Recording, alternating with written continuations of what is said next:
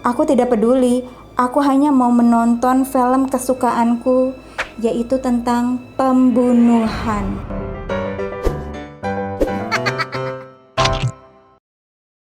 Hi everyone, welcome back to my channel Asik. Hey, apa kabar semuanya? Balik lagi di channel Rachel Goddard, guys. Ini akan menjadi sebuah segmen baru di mana gue akan menceritakan cerita Wattpad yang serem-serem, yang horor-horor sambil make-upan. Kalau teman-teman suka dengan segmennya, atau lo punya cerita sendiri yang horor-horor gitu dan pengen gue ceritain ke teman-teman semua, bisa langsung email gue ke sini.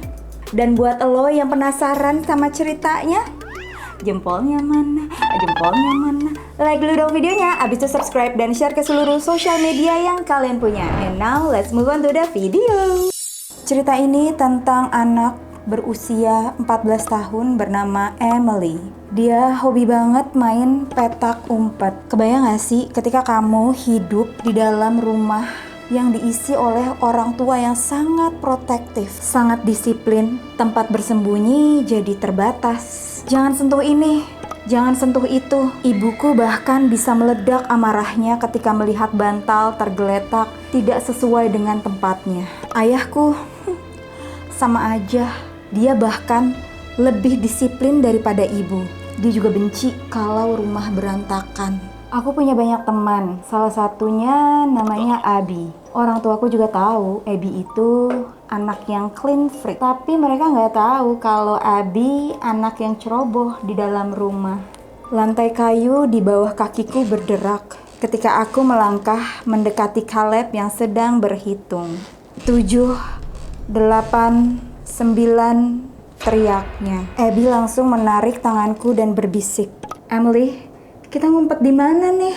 tanyanya. Tapi tanpa menunggu jawaban dariku, dia langsung menarik tanganku ke ruangan laundry. Kayaknya kalau di luar negeri gitu deh guys. Tiap rumah tuh punya ruangan laundry sendiri. Sangat gelap dan itu membuatku semakin tertantang karena rasa takut yang aku alami.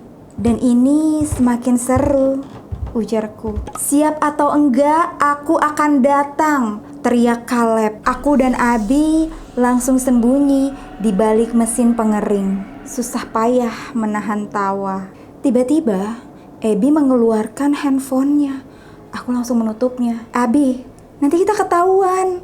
Cahaya dari handphonemu bisa terlihat oleh Caleb," ujarku. Kemudian Abi memasukkan kembali handphonenya dan ia mengajakku keluar dari persembunyian di balik mesin pengering. Aku mengangguk, tapi kemudian aku menyelinap ke kamar orang tuaku. Ada pintu tersembunyi yang menyambung langsung ke kamar mereka.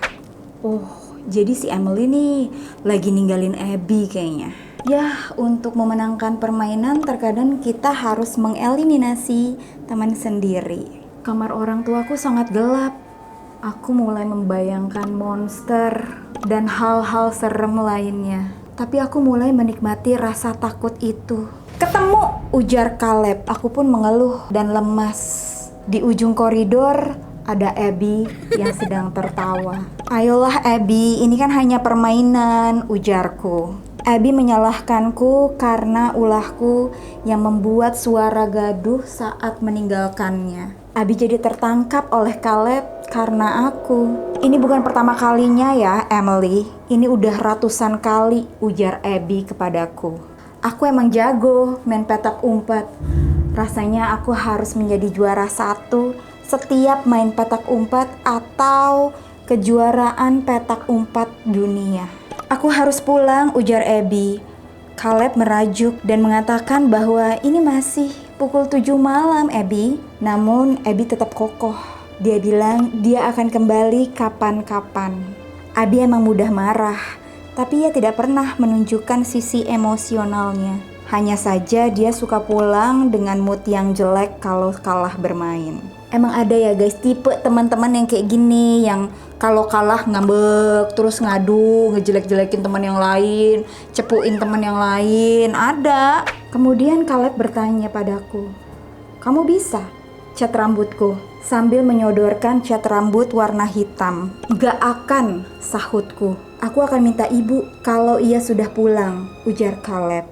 Ini gue bingung ya, Bocah umur 6 tahun kenapa minta cat rambut warna hitam lagi? Ayah dan ibuku pulang tepat ketika Caleb merajuk untuk bermain denganku. Aku tidak peduli, aku hanya mau menonton film kesukaanku, yaitu tentang pembunuhan. Aku menonton acara yang berjudul Murder, di mana para remaja akan dibunuh apabila tidak mengikuti peraturan yang berlaku. Kadang aku berimajinasi bahwa aku bisa bermain petak umpet di dalam hutan, di dalam rumah berhantu, atau semacamnya.